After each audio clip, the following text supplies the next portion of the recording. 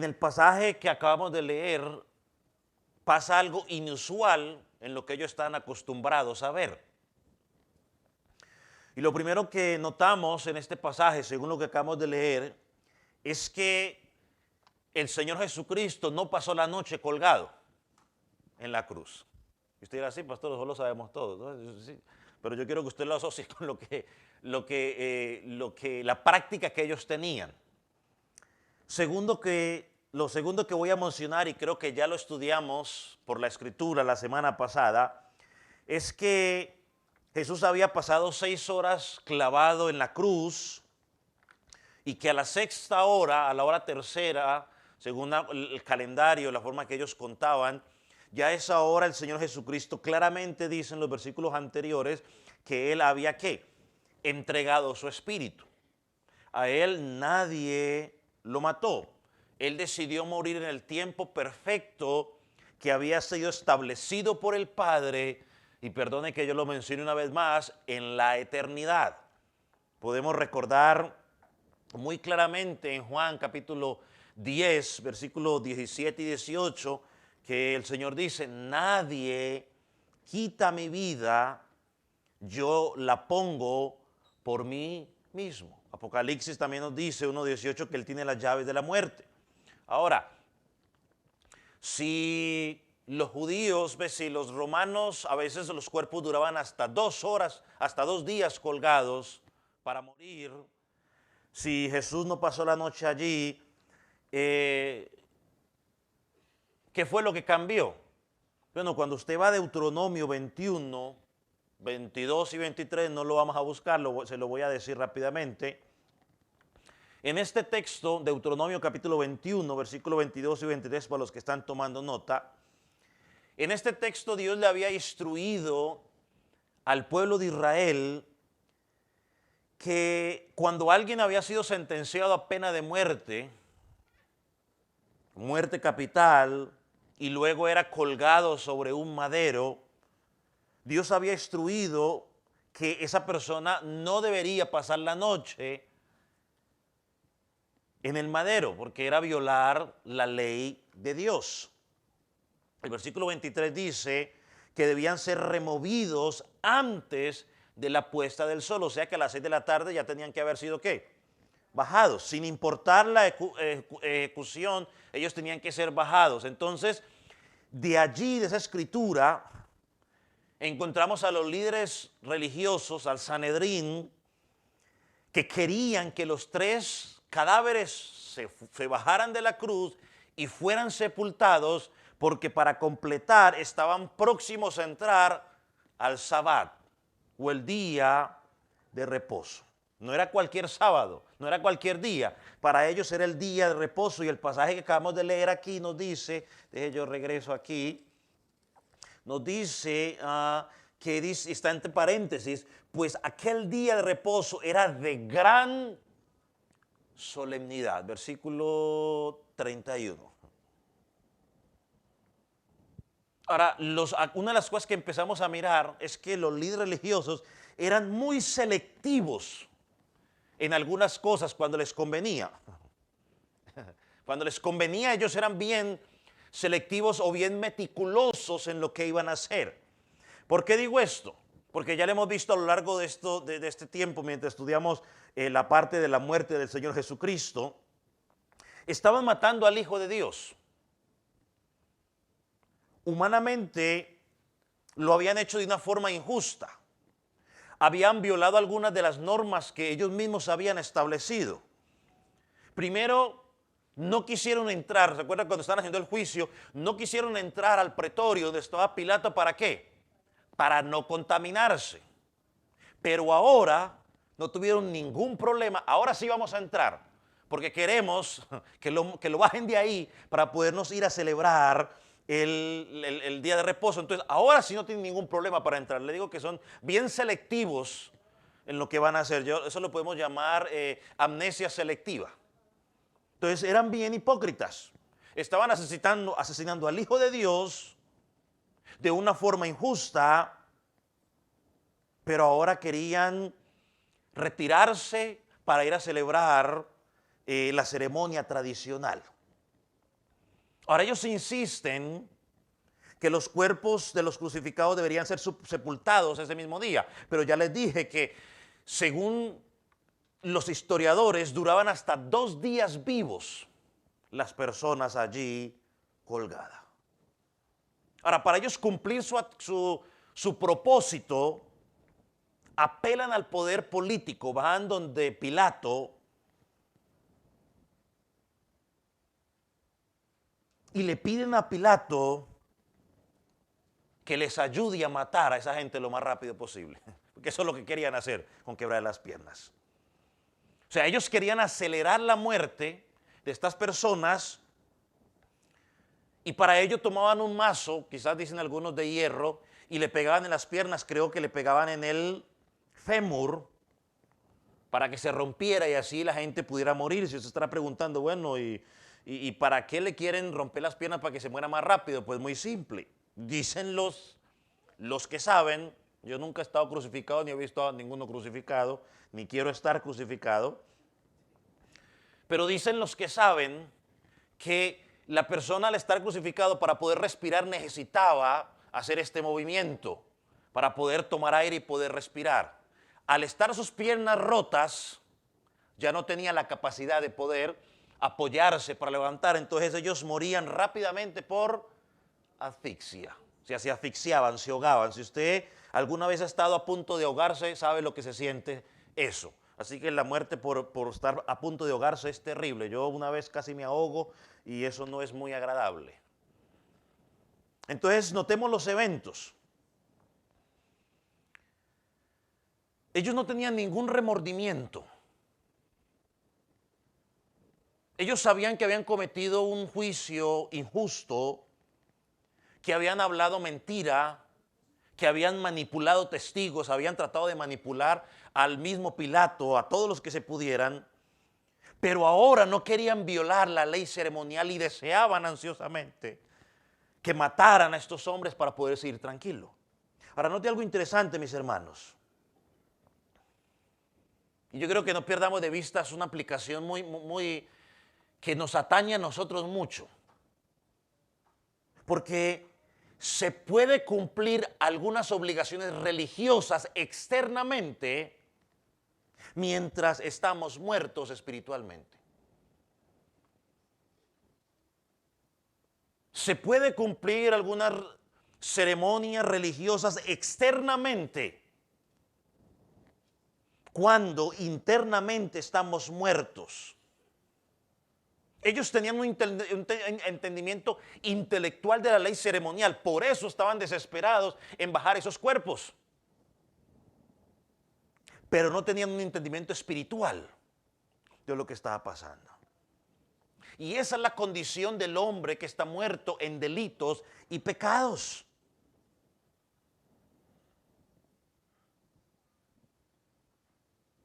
Entonces, para no contaminarse, le pidieron a Pilato, mire, haz un acto, y honestamente, quizás usted es la primera vez que va a escuchar esta palabra, pero no sé si yo me la inventé o ahí sea, yo la traté de buscar en el diccionario. Pero van donde Pilato y le piden a Pilato que hagan un acto de misericordia. Un acto de misericordia. Lo puse a pensar por un buen rato, muy bien. ¿Qué es la misericordia? El domingo le di una definición de la misericordia. ¿Qué es la misericordia? ¿Quién recuerda? O algo que venga a la... ¿Qué es la misericordia?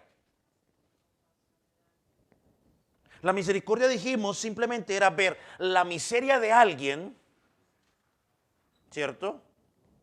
La incapacidad de alguien de hacer algo y proporcionarle una salida a esa miseria. Eso es misericordia. Entonces, ¿qué sería inmisericordia? Pues todo lo contrario. Es no compadecerse de nadie. Es ver a alguien en la peor de sus miserias.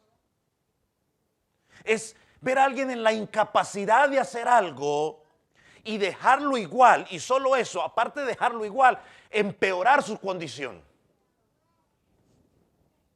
Ese es otro ejemplo quizás más bíblico que pronto le ilustra a usted, es la parábola del buen samaritano, ¿se acuerda? Estaba tirado en el piso, tendido, y todos pasaban y lo veían y solo uno pasó y tuvo misericordia. ¿Y por qué decimos que en misericordia? Bueno, porque el versículo 31 dice que pidieron a Pilato que le quebrara las piernas. O sea, no había sido suficiente todos los latigazos que le habían dado a estos hombres, toda la humillación, ya llevaban 6 horas colgados los tres, insultos, golpes, vejaciones, y para completar, los quieren ver muertos, pero quieren ayudar para que se mueran más rápido. Yo le pregunto, ¿usted cree que romperle las piernas a esas personas era fácil? Según dicen los que saben, que los mazazos tenían que dárselos en el fémur. Y el fémur, según los doctores, este hueso que viene desde aquí hasta la rodilla, si usted no lo sabe, yo se lo digo, es el hueso, según, más duro de romper en el ser humano. Cuando mi esposa tuvo el accidente que se reventó el fémur, el doctor me dijo, ese es el hueso más duro que tiene el ser humano, quizás porque es el que tiene que sostener todo el cuerpo. Dice, y él me dijo, para que ese hueso se rompa, el golpe tiene que ser demasiado duro. Pero ya estaba jugando carros chocones con los buses escolares, pues hombre, cualquiera contra así, pues se rompe todo. Hermano, tenían que agarrar a esos hombres a golpes para cumplir su objetivo. Eso tenía que haber sido bien doloroso. Y si alguno de los que están aquí se ha roto un hueso, usted podrá darse la idea, más o menos, lo que duele eso. Pregunto, ¿entendían estos líderes religiosos la ley ceremonial y la ley moral intelectualmente? ¿Intelectualmente entendían la ley ceremonial y la ley moral? Intelectualmente sí. Por eso lo querían bajar de ahí. Pregunto, ¿entendían espiritualmente? No entendían espiritualmente. Y eso pasa lo mismo hoy en muchas congregaciones y con muchas personas. Intelectualmente entendemos las cosas. Entendemos intelectualmente lo que Jesucristo hizo en la cruz. Hay una cantidad de personas que usted le dice, mire, Jesucristo murió en la cruz. Oh, sí, Él murió en la cruz por los pecados. Él murió en la cruz por mis delitos y pecados. Toda mi culpa fue cargada sobre Él. Y eso no les pasa nada en el corazón. Siguen igual. Muchas veces lo saben hasta mejor que nosotros. Eso es un entendimiento intelectual. Cuando usted tiene un entendimiento espiritual de ello, hermano, eso lo conmueve a usted y dice, wow, soy un pecador. Necesito un salvador. Entonces los soldados van a hacer su trabajo. Versículo 32 dice, versículo 32, y vinieron los soldados, ¿cuánto es el versículo 32? ¿Qué dice? Y vinieron los soldados y quebraron las piernas del primero y luego del otro que fue crucificado con él. 2 ladrones. Es decir, hermano, que los 2 ladrones en ese momento estaban vivos. ¿O no? Pues sí, estaban vivos. Necesitaban quebrar las piernas. Dice versículo 33. Mas cuando llegaron a Jesús, como lo vieron ya muerto, no le quebraron las piernas. Jesús ya estaba muerto. ¿Por qué estaba muerto? Simplemente lo estudiamos la semana pasada. Porque Él ya había entregado su espíritu. Él renunció a su vida. Ahora pensemos por un momento, vamos a hacer una aplicación práctica aquí rápido. Pensemos por un momento en los ladrones y en particular en el ladrón que se arrepintió.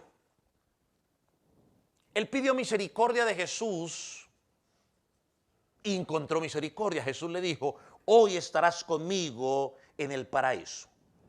Pero ¿sabe una cosa? Eso no lo libró de las consecuencias de su pecado aquí en la tierra. Él sufrió las consecuencias y quiero resaltarlo. ¿Por qué quiero resaltarlo? Porque algunas veces nosotros como cristianos pensamos que el hecho de que somos salvos, el hecho de que venimos a Cristo en fe, en arrepentimiento, entonces no vamos a experimentar ninguna cuenta de consecuencia de nuestro pecado aquí en la tierra. Eso no pasa. Algunos otros piensan que si tú te haces cristiano, todos tus problemas se van a ¿qué? A terminar. Y esto es algo que todo cristiano tiene que tener bien claro. Y escúchelo por favor y apréndalo. Somos salvos de las consecuencias eternas del pecado. Sí. Mas no de las aflicciones temporales de vivir en un mundo de pecado. Son dos cosas diferentes. Si estás en Cristo, tú y yo somos salvos de las consecuencias eternas del pecado, pero no de las aflicciones temporales mientras estemos en este mundo caído. Hay un evangelio que se presenta por ahí, un pastor por allá lo llama Evangelio Cinderella, yo lo llamo el Evangelio Disneyland. En algunos lados lo presentan, ven a Jesucristo y tus problemas se terminan. Eso es mentira del diablo. Claro que si estoy en Cristo, experimentamos una felicidad, experimentamos un gozo, una alegría interno, que quizás si alguien nos pide que la expliquemos, no la podremos explicar. Pero eso no significa de que nuestra vida va a ser color de rosa. Eso no significa que mi economía será prosperada. Eso no significa de que nunca más tendré una enfermedad. O los cristianos se enferman.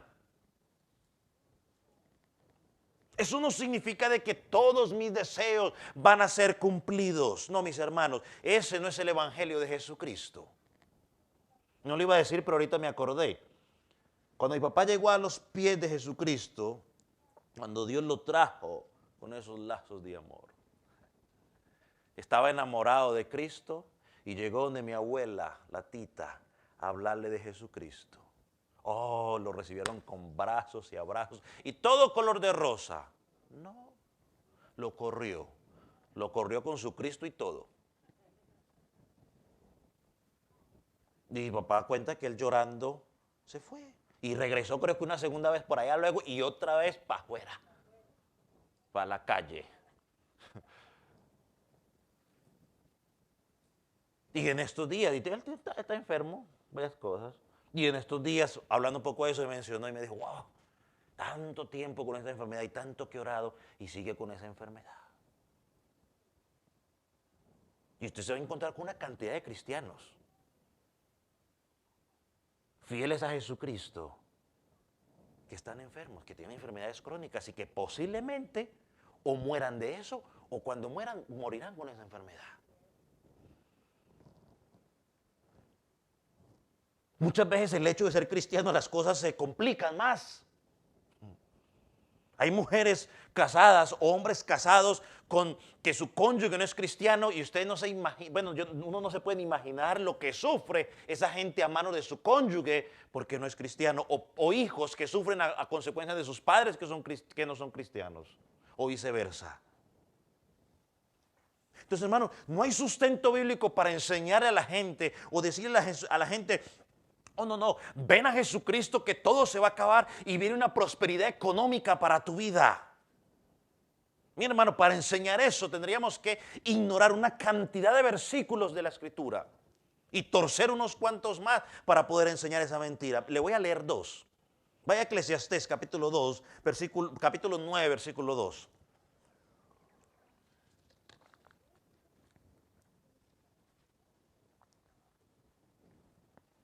Mira lo que dice, Eclesiastés 9:2. ¿Lo tiene? Está cerca de Revelaciones. Por ahí, los libros proféticos. Poéticos, I mean. ¿Lo tiene? Va por Salmos. Mire lo que dice Eclesiastés 2:9. 9:2, perdón, gracias, 9:2. Todo acontece de la misma manera a todos. Un mismo suceso ocurre al justo o al impío. O a poco cuando hace sol, hace más sol a los que no son cristianos, y a los que son cristianos les hace menos sol. Igualito. Mateo 5:45. Dice que Dios hace salir el sol ¿sobre qué? Sobre buenos y malos.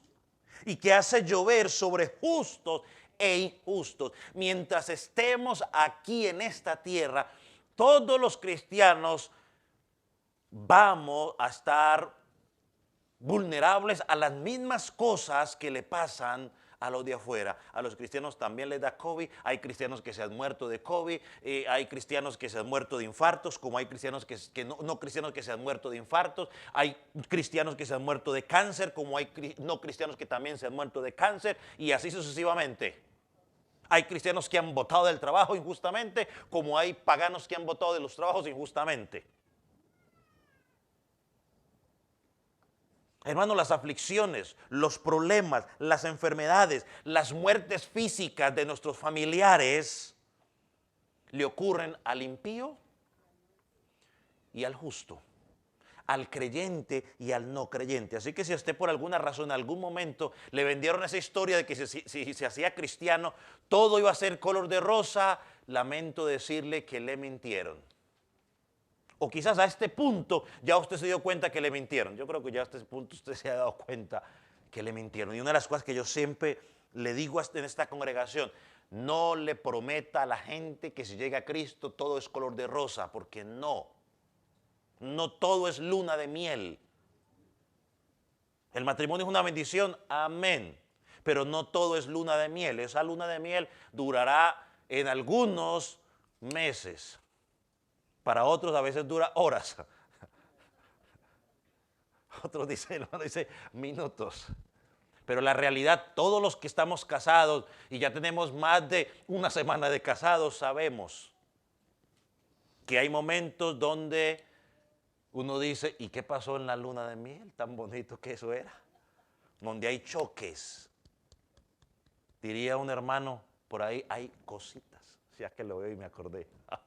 Hay cositas. Patentizó esa palabra mi hermano, cositas. Entonces, hermanos, somos librados del castigo eterno. Amén. Mas no de las dificultades y las aflicciones en esta vida terrenal. Otro pasaje más, porque algunos dicen: no, pastor, usted está exagerando, es que usted no le cree a la Biblia. Bueno, creámosle la Biblia. Vaya Juan 16:33, otro pasaje, que sí, este está más claro todavía. Si este usted no lo entiende, pues no sabría. Si este pasaje no sirve para clarificarnos, porque lo dijo el mismo Jesús, Juan 16, versículo 33. ¿Dónde está? Juan 16, 33. Ok. Dice: estas cosas os he hablado para que tengáis paz.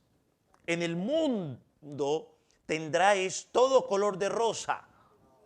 En el mundo tendréis aflicciones. Pero confiad, yo he vencido. Así que deje de pensar que este mundo es color de rosa. El mundo es muy hermoso, Dios hizo muchas cosas muy hermosas, pero tristemente, por consecuencia del pecado, también hay mucha aflicción, hay muchos problemas, hay muchas dificultades. Así que, amados hermanos de la Iglesia del Calvario, creer en Cristo no evita el sufrimiento. Pero lo que sí encontramos en Cristo es consuelo, paz, gracia para resistir esos momentos de dificultad. Hay una gracia que Él nos da en esos momentos de dificultad. Él nos da esa gracia para sostenernos. Alabado sea su nombre. Así que ese ladrón que encontró vida en Cristo en ese momento, que se le prometió que estaría en el paraíso en ese mismo momento, tuvo que sufrir y pagar por las consecuencias de su pecado mientras estaba aquí en la tierra, o por las consecuencias de sus acciones mientras estuvo aquí en la tierra, y sufrir las consecuencias de su depravado corazón.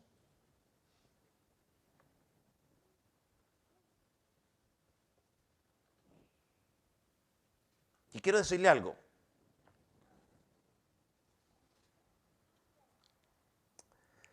Todo en la crucifixión, en la muerte, en la sepultura de Cristo, pasó al pie de la letra como Dios lo había estipulado. ¿En dónde lo estipuló?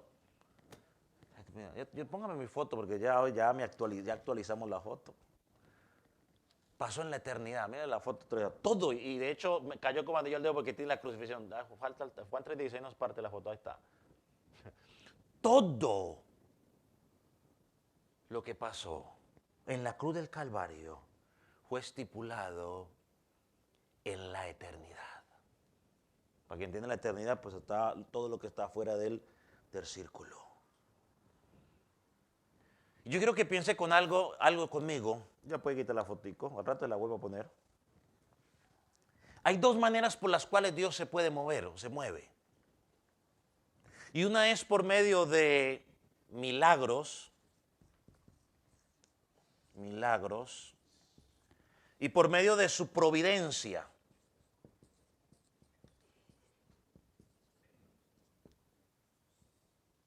Por medio de milagros y por medio de su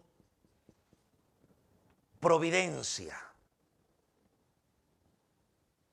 Dios a veces cumple sus propósitos por medio de un milagro. Y el milagro es que simplemente Dios interrumpe o suspende el orden de las cosas naturales. Él suspende el orden de las cosas naturales y se introduce, si me podría ponerlo de esa manera, se introduce a sí mismo de una manera sobrenatural que no puede ser explicada por el comportamiento o por el entendimiento humano. Eso es un milagro. Él hace que las cosas suceden sin ninguna intervención natural de nada. Y podemos ver algunos ejemplos de eso en la Escritura. Por ejemplo, las 3 horas de oscuridad, desde las 3 de la tarde, desde las 12 del mediodía hasta las 3 de la tarde, simplemente fue una obra milagrosa de Dios. Dios interrumpió algo natural. ¿Qué era lo natural? Que el sol tenía que estar brillando. Y opacó y hubo una oscuridad. Otro ejemplo podría ser la rotura del velo, ¿no? De arriba abajo. Pero la segunda manera por la cual Dios logra su voluntad es por lo que llamamos en teología la providencia de Dios. Y se entiende por providencia como el hecho de que Dios logra exactamente lo que planea, lo que se propone, lo que se profetiza, y lo hace sin interrumpir o suspender el curso natural de las cosas. Esa es la providencia de Dios. Él logra su objetivo, su propósito, sin interrumpir, suspender o transformar el curso de las cosas naturales.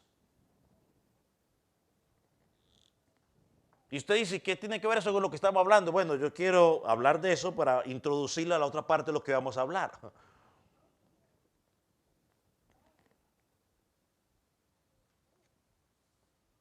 El milagro podríamos decir que es fácil, ¿no? Pues él para que las cosas pasen y él introduce y así. Pero aquí en este pasaje que acabamos de leer, en Juan, no vemos por ningún lado que Dios haya suspendido el mover natural de las cosas, sino que por medio de su sabiduría, su poder y su providencia, Él operó en la forma en que actuaban los hombres para cumplir su propósito. Por ejemplo, al ladrón le dijo, hoy estarás conmigo en el paraíso.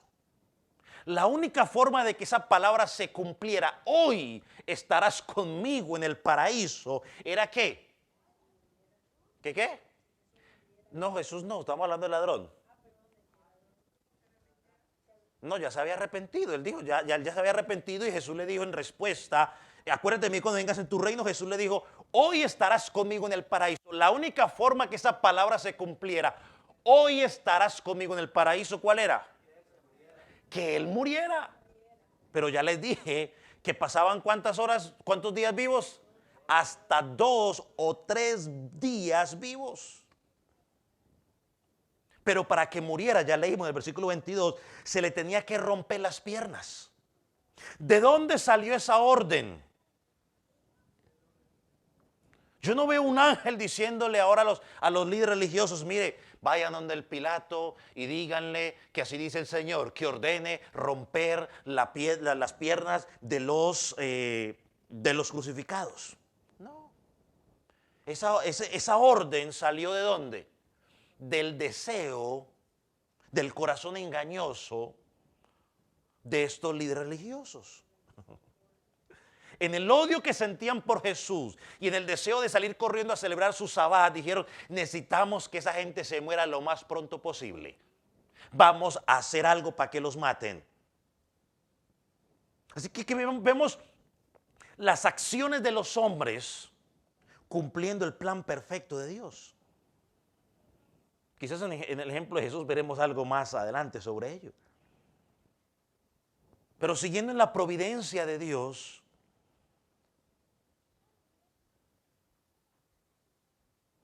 y quizás a algunos nos cuesta algunas veces entender esto, a otros les costará reconciliar estos dos conceptos, pero cuando pensamos en la soberanía, en la providencia de Dios, encontramos la soberanía de Dios y la responsabilidad del hombre.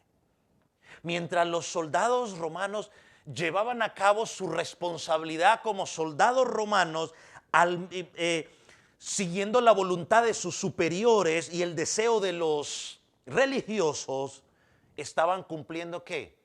El plan de Dios a cabalidad. La soberanía de Dios y la responsabilidad del hombre. Son dos líneas, no se puede decir dos líneas paralelas, no. La soberanía de Dios, el gobierno de Dios sobre todo lo creado y las acciones de los hombres que cumplen sus propios deseos de acuerdo a su naturaleza. Hermanos, la voluntad de Dios siempre se cumple. Y al mismo tiempo el hombre es libre de llevar a cabo las acciones que ha determinado hacer de acuerdo a la naturaleza en la que él está.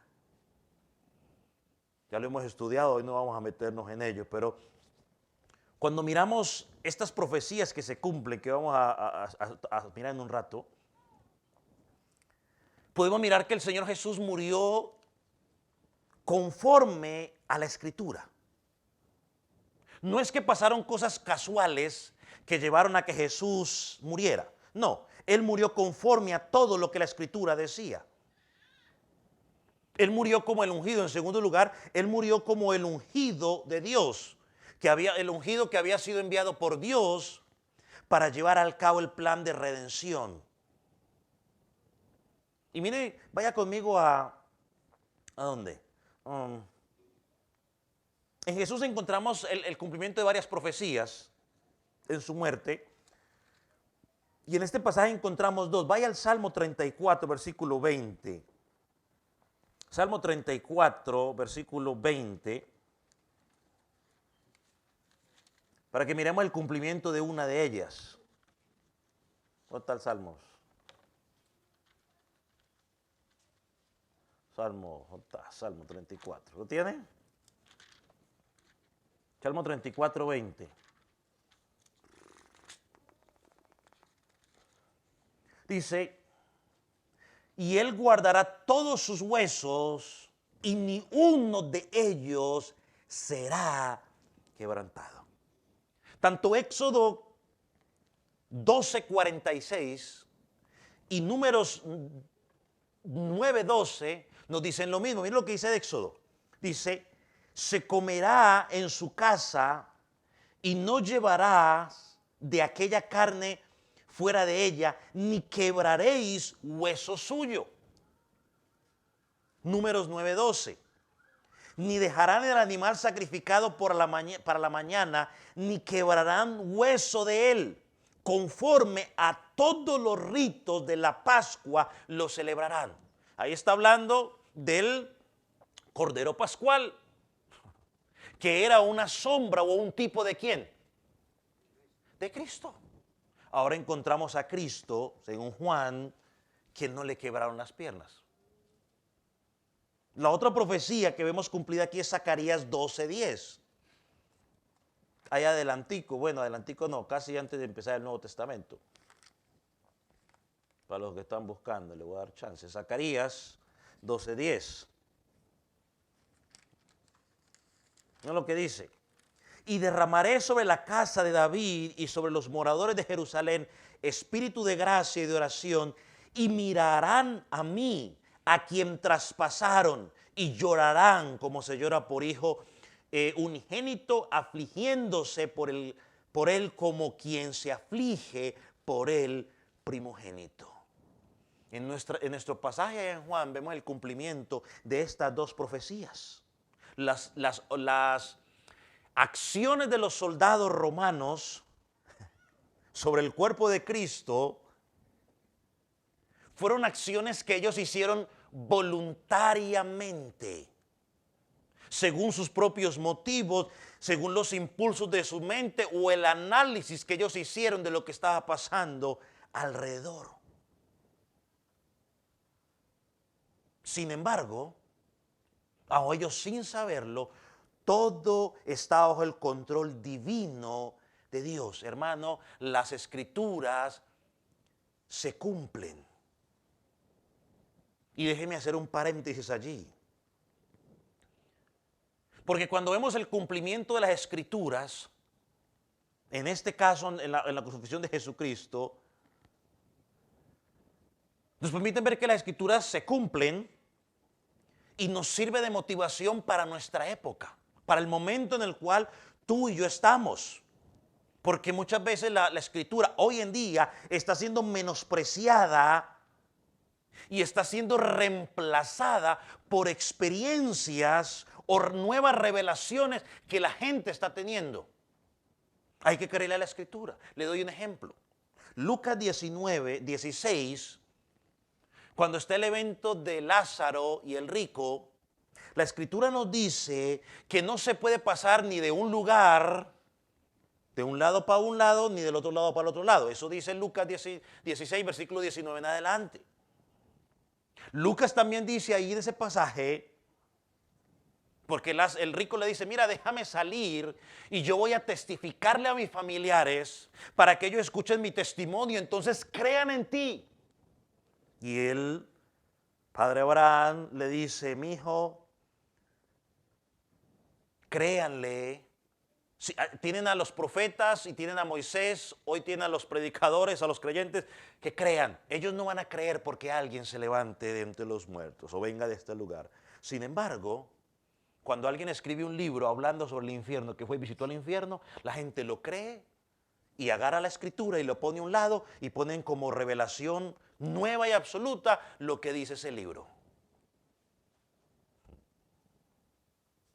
Lucas dijo, a los profetas, a Moisés tienen, si no le creen a ellos, tampoco van a creer a ese milagro. Otra cosa que vemos los creyentes, todo cristiano normal dice, yo creo lo que la Biblia dice.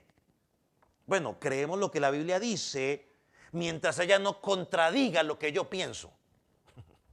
Porque cuando la Biblia contradice lo que yo pienso, entonces empezamos a menospreciar la escritura y quitamos validez a lo que la escritura dice. El Salmo 11, versículo 3 dice, si fueran destruidos los fundamentos, ¿qué va a hacer el justo? Es decir, hermanos, si nosotros tomamos la escritura y la hacemos a un lado, o la reinventamos, o la torcemos para acomodarse a lo que yo creo, a lo que a mí me gusta, ¿qué va a pasar con nosotros? Hermano, tanto el Señor Jesús como los apóstoles, como los profetas, tomaron totalmente en serio la palabra de Dios. Y debemos tomarla en serio porque es la palabra de Dios, es la revelación, es la voluntad de Dios revelada. Y Él nos reveló lo que necesitábamos entender.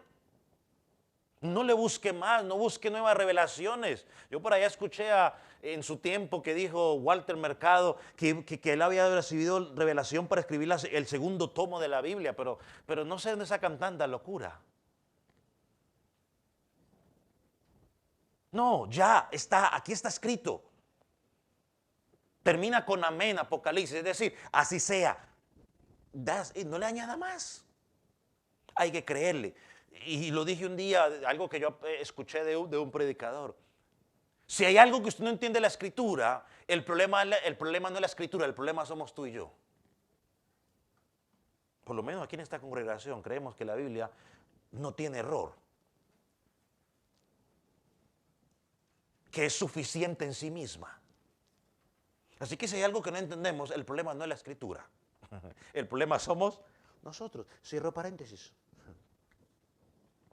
Entonces, volviendo a donde dice, ni un solo hueso sería quebrado y su costado sería traspasado.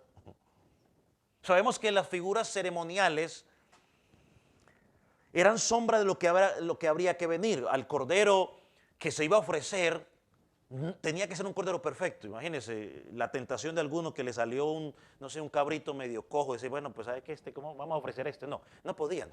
Tenía que ser el cordero perfecto. Era una figura de Cristo. Cristo debería cumplir a la perfección toda la ley, de principio a fin. Otra profecía que habla de él, que no vamos a hablar, la habla que es el Salmo 22, versículo 12, donde dice,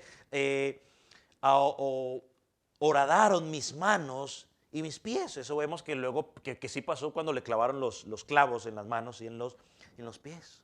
Ahora, ¿cómo se cumplieron estas profecías? En este caso de que no se le rompieron los pies a las piernas a Jesús y le hicieron el hueco en el costado. ¿Cómo se cumplieron esas profecías y quizás las otras más? Pues la respuesta del creyente es, bueno, Dios hizo que se cumplieran, porque ese era su propósito eterno. Y cuando yo pienso en eso, yo recuerdo una vez más Isaías 46, versículo 10, y yo le animo, hermano. Creo que Isaías 46, quizás del versículo 8 hasta el versículo 11, sería un buen versículo como plan suyo para memorizarlo.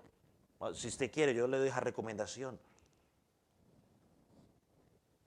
Vamos a leerlo una vez más, despacio, y yo quiero que me pongan otra vez la foto de mi línea de tiempo, actualizada por el hermano, para que la mire conmigo y leamos en base a lo que dice este versículo. Versículo 10, miren lo que dice el versículo 10. Que anuncio el porvenir desde el principio, desde la antigüedad, lo que aún no era hecho. En la imagen esta, ¿dónde queda esto? Hermano, en la eternidad. Desde allá dice, yo lo anuncio. Yo, dice el Señor, yo lo anuncio desde el principio, desde la eternidad. Dice que digo, mi consejo permanecerá y haré lo que el hombre quiere. No, dice, haré todo lo que yo quiero. Lo puede hacer de una forma milagrosa o lo puede hacer con la providencia. Iba a enviar un Salvador, y ese Salvador, por ejemplo, yo miro aquí, iba a enviar un Salvador, ¿cierto? Dijo que iba a nacer de una virgen. Dentro del concepto humano sería, hoy, quizás nosotros decíamos, bueno, tenemos más años, más tecnología, lo entenderíamos. O quizás sería más fácil. Pero María le dice, a ver un momentico, ¿y eso cómo se va a hacer? Si en el entendimiento que yo tengo hasta ese momento, para que eso pueda pasar, se necesita la unión de un hombre y una mujer. Y yo no conozco hombre. Hablando de María. Cuando le anuncian el embarazo. Y el ángel le contesta. Bueno, ahí se cumple Dios en su propósito en un milagro. Porque le dice, el santo ser, dice, la mano de Dios se cubrirá. Ahí entró, ese es un milagro. Dios irrumpió en lo natural y permitió que ella quedara embarazada. Pero de ahí en adelante permitió que la providencia funcionara. ¿Cuál es la providencia? Que Jesús se desarrollara en el vientre de su de María, de la misma manera como usted y yo nos desarrollamos en el vientre de nuestras madres. Nacimos de la misma manera como usted y yo nacimos. Llorando. Sigue diciendo el versículo 11. Que llamo desde el oriente al ave y de tierra lejana el varón de mi consejo. Y mira lo que dice al final. Yo hablé y lo haré venir. Lo he pensado y también lo haré. No es que Dios vio lo que iba a pasar y le dijo al profeta, no, eso suena casi a blasfemia. Hermano, no, Dios lo decretó. Dios lo determinó. Mi hijo va a morir así. El cordero tiene que ser sacrificado así, de tal manera. Las burlas, el menosprecio, la corona de espinas, el bastón ese falso que le dieron, su muerte, su sepultura, todo fue establecido por el Padre desde el principio y se cumplió al pie de la letra usando las acciones de los hombres en muchos de los casos. Ahora, ahí es donde nos preguntamos, pastor, y humanamente, ¿por qué no le quebraron las piernas si la orden fue quebrar las piernas? Y los soldados romanos estaban entrenados para cumplir las órdenes al pie de la letra. No es como usted y como a mí que nos dicen, va a lavar los platos ya, y usted dice, al rato voy. Ustedes me dicen, va a lavar los platos, sí, al rato voy. A veces uno tenía que decirle 3 veces, o a veces uno sentía los pasos que venían como muy rápido. Uy, vamos a correr, me acordé de los platos. Otras veces uno no se daba cuenta y simplemente sentía la imposición de manos o de Paco. En mi casa se llamaba Paco. La correa, pues.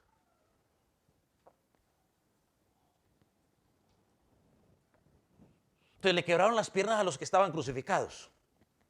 A los dos. ¿Por qué a Jesús no? ¿Sabían la profecía? ¿Será que los romanos sabían la profecía y por eso no lo mataron? ¿O escucharon una voz del cielo cuando ya le iban a pegar el mazazo? Oh, ese es mi hijo amado, por favor, no tocarlo. No. La respuesta está en el versículo 33 y ya la hermana lo dijo. Porque Jesús estaba muerto. Dice el versículo, mas cuando llegaron a Jesús, como lo vieron ya muerto. Los soldados romanos eran especialistas en reconocer un cadáver cuando lo veían. Yo tampoco soy especialista, pero yo un día tuve la oportunidad de ver un muerto y yo dije, ese está muerto. Y no soy especialista. Yo en 1999 hubo un terremoto terrible en mi país, quizás algunos de ustedes escucharon, que fue en mi ciudad, fue el epicentro, por ahí más cerquita. Y nos dijeron que la ciudad, nosotros pensamos que no había pasado nada, pero llegó el cuento de que el centro de la ciudad se había caído totalmente. Entonces, pues como el niño no es muy curioso, entonces yo como curioso me le volé a mi mamá, mi papá no estaba, yo me le volé a mi mamá, me monté una moto con un vecino y nos fuimos para la ciudad a ver lo que había pasado. Hermano, era devastador lo que había pasado. Pero la imagen que a mí bueno, hay 2 imágenes. Una, pasamos por un parque y la cantidad de gente muerta, pero es que era la cantidad de gente muerta tirada ahí, muertas. Pero lo que más me captó a mí fue un padre que llevaba con su hija, hermano, esa niña iba muerta. Yo tenía 20 años y yo no necesitaba ser doctor para iba muerta. Pero él gritaba, ayúdenme, ayúdenme por favor, todavía está viva, ayúdenme, todavía está viva, gritaba él. Todavía cuando me acuerdo me ponen los pelitos de gallina. De ver ese padre cómo sufría y cómo gritaba, ayúdenme. Entonces, si yo pude reconocer un muerto, que no soy especialista, ahora esos soldados romanos que eran especialistas en ese tipo de trabajo, ellos se identificaron, eran verdugos. Entonces vieron a Jesús muerto y como el propósito de quebrarle las piernas, ¿cuál era el propósito de quebrar las piernas? Matarlos más rápido, que se muera más rápido. Este tipo ya está muerto. El razonamiento humano de ellos fue, hombre, ¿para qué vamos a perder tiempo aquí? Nadie los obligó. A pesar de que tenían una orden, simplemente fue su razonamiento humano. Es más, añadiéndole algo más. Eh, Partirle las piernas requería, no solamente era doloroso para la víctima, sino requería esfuerzo de ellos. Y usted dice, bueno, si el tipo está muerto, yo ¿para qué me voy a cansar por gusto? Hicieron lo que cualquier ser humano con dos dedos de frente hubiera hecho. Vemos una vez más la responsabilidad del hombre y cumpliendo la profecía de el Padre establecida al pie de la letra. Solo faltaba la otra profecía de ser traspasado. Pero antes de ir a eso, mira algo interesante. La orden de Pilato no fue traspasar a los crucificados. La orden de Pilato fue quebrar las piernas a los crucificados. Entonces pasó algo que estaba en contra de lo que los seres humanos le habían ordenado. Pero no porque algo sobrenatural causó eso, sino simplemente el razonamiento de los hombres los llevó a cambiar las cosas. Dice el versículo, entonces dice el versículo 34, pero uno de los soldados le abrió el costado con la lanza, como quien dice, pues bueno, no le partamos los pies, que requiere mucho esfuerzo, pues hagámosle en el costado a ver si cerciorémonos de que sí está muerto. Y dice que ¡pum!, le clavó la lanza en el costado y salió automáticamente agua, dice, y sangre. Entonces Dios se aseguró de que ningún hueso fuera roto y Dios se aseguró de que su costado fuera traspasado. Entonces los soldados cumplen su propósito. ¿Cuál era el propósito de los soldados? Pues hacer que se murieran o cerciorarse de que estuvieran muertos. Ese era el propósito de los soldados. La palabra también se cumple. ¿Cuál era la profecía escrita? No se romperá ni un hueso, sus huesos estarán intactos y su costado será establecido. ¿Dónde se fue determinado eso? Volvemos a nuestra foto, en la eternidad pasada.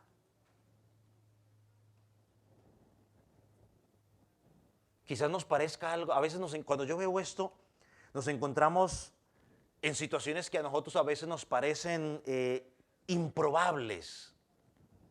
Pero cuando estamos frente a este tipo de situaciones, hermano, tenemos que creerle a la Escritura, porque la Escritura se cumple sí o sí. La entendamos tú, yo o no la entendamos, nos guste o no nos guste, se va a cumplir.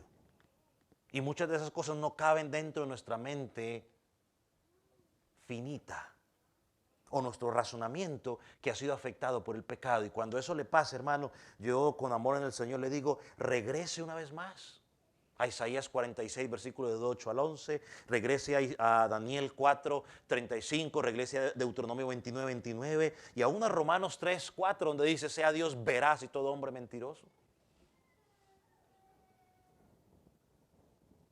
Porque debemos creer a la Escritura, no nuestro razonamiento. No seamos como Eva. Eva puso más atención a las palabras de afuera que a la palabra de Dios. Y hoy tristemente como iglesia le prestamos más atención a nuestro razonamiento que lo que dice la palabra. Yo hablaba con una persona hace unas semanas que me pidió consejos sobre algunas cosas y yo le dije, mire, la Escritura enseña esto. Y yo le dije, vaya a la persona esa y dígale con la Escritura esto. Bueno, estos días, ayer volví a hablar con esta persona y le pregunté, ¿cómo le fue? Pues bien, expresó lo que usted dijo, sí. Y le hice esta pregunta, ¿le debatieron bíblicamente lo que usted le expresó bíblicamente? Y le dije, yo añadí esto antes de que él contestara, estoy convencido un 100% que no se lo debatieron bíblicamente. Se lo debatieron, ¿sabe con qué? Con sentimientos y experiencias. Y me dijo, sí. No, que es que yo sentí, que yo no sentí nada. ¿Qué dice la Escritura? Usted puede sentir lo que quiera. No, pero es que yo vi que a Sutano y a Mengano le pasó tal cosa. A mí no me interesa que le haya pasado a Sutano y a Mengano. ¿Qué dice la Escritura sobre eso? Nuestra fe no está basada en experiencias que le pasó a Sutano y a Mengano. Ni siquiera en las experiencias del apóstol Pedro. Nuestra fe está basada en lo que hizo Jesucristo. Pare de contar. Por eso dice Jesús, Hebreos, puesto que la fe puesto nuestro ¿qué? Puesto los ojos en Jesús, el autor y consumador de la fe. A ver, le digo una cosa, porque quizás, para no dejarlo con la duda, porque quizás alguno estará pensando, pastor, ¿y por qué salió sangre y por qué salió agua? Eh, ¿Por qué salió sangre y por qué salió agua? Eh, es mucho, cuando usted trata de leer sobre eso, es mucho lo que dicen sobre esa situación. Le voy a leer simplemente algo que yo, digamos, traté de ponerle ahí para que pudiera ser entendido. La explicación fisiológica, o sea, física de por qué pasó esto, dice, se ha discutido mucho. Podría ser que el corazón del Señor literalmente estallara por la agonía y la pena mental tremendamente asociada con la carne, la carga del pecado y el abandono del Padre. Sigue diciendo este comentarista. La presencia de una cantidad considerable de suero y coágulos de sangre que brotaron de la herida de la lanza, como se describe antes, pudo proceder solo del corazón o el saco pericárdico, es una parte del corazón. Debemos aceptar desde un principio que el cuerpo de Cristo no estaba afectado por ninguna enfermedad previa, era un perfecto Cordero de Dios. Es sumamente extraño, casi imposible, dicen las autoridades, que se rompa el músculo cardíaco normal. Cristo, sin embargo, sufrió como nadie antes ni después ha sufrido. El Salmo 69, versículo 20 dice proféticamente, el escarnio que ha quebrantado mi corazón. Dice el autor. El versículo siguiente prosigue. Me pusieron además hiel hiel por comida y mi sed me dieron a beber vinagre. Él dice, tomamos la segunda profecía como cumplida literalmente, pero muchos opinan que resulta fastidioso tomar el versículo 20 de forma literal. O sea que algunos dicen que no debemos decir que el corazón de Jesucristo se estalló. Si el corazón de Cristo no se rompió, dice este hombre, es difícil explicar cualquier acumulación de sangre y de agua como la describe Juan. La efusión pericárdica normal de unos 30 gramos o menos sería una simple trivialidad que nadie hubiera observado. Así que, y aparte el versículo, ¿dónde está? 35, añade algo interesante. Dice el apóstol que el que lo vio da testimonio y mi testimonio es verdadero y él sabe que dice verdad para que vosotros también creáis. Entonces, la idea, porque algunos discuten que no, que fue que no se reventó, otros dicen que la única forma, explicación para que haya salido sangre y agua es que se haya reventado. El apóstol dice aquí, bueno, salió agua y sangre y yo lo vi y yo doy testimonio de ello. Y confirma, ¿no? Creo que lo más importante es que confirma de que la profecía de que su costado sería herido y de que Jesucristo estaba ya muerto. Ya los otros detalles podemos diferir en ellos, se pueden cuestionar, pero no afectan lo más importante. Jesucristo necesitaba morir, se necesitaban sin que sus huesos fueran rotos y se debería cumplir la profecía a cabalidad. Ya uno podría decir de pronto qué significa la sangre, qué significa el agua, pero ya otro día podríamos entrar en esos detalles. ¿Preguntas o comentarios?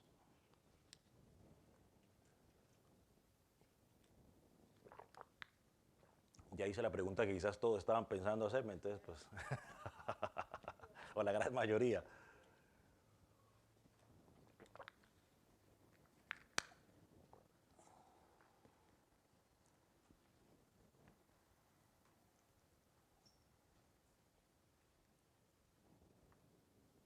No preguntas, no comentarios, ok. Entonces vamos a orar entonces, póngase sobre sus pies. Un comentario, hermano del Microfonation, por favor. The microphone.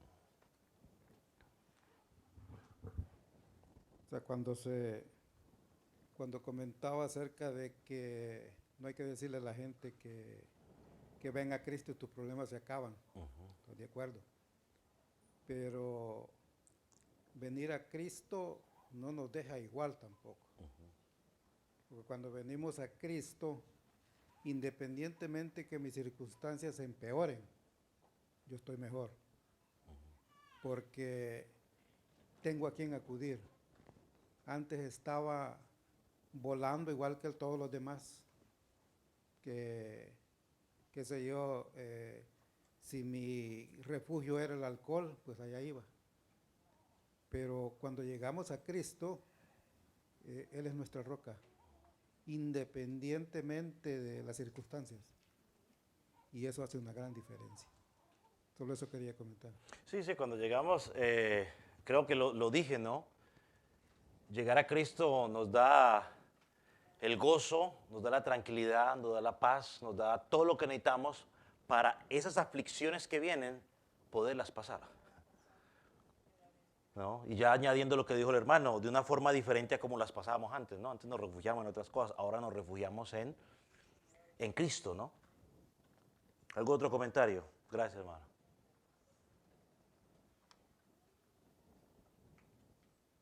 Okay, vamos a orar entonces, póngase sobre sus pies.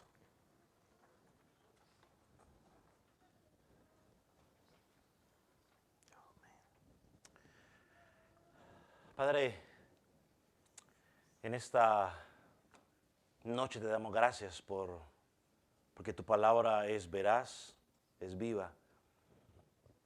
Y porque quizás humanamente a veces hay cosas que no encajan, no las entendemos. Señor, cuando vemos a los profetas escribir muchos años y hasta siglos antes lo que pasaría, y vemos luego en tu Hijo que se cumple a perfección, Señor, nos motiva a seguir confiando en ti, que las promesas que tú has hecho, en este caso para nosotros de una herencia, de una vida eterna, Señor, están firmes. Padre, aun que estemos pasando por momentos de dificultad en esta vida. Gracias porque no teníamos esperanza, ahora tenemos esperanza en ti. Gracias porque tu Hijo lo entregó todo por nosotros. Ahora, Señor, queremos vivir solamente para ti, servirte. Padre, enséñanos cada día como congregación a aferrarnos a ti, a creer en tu palabra.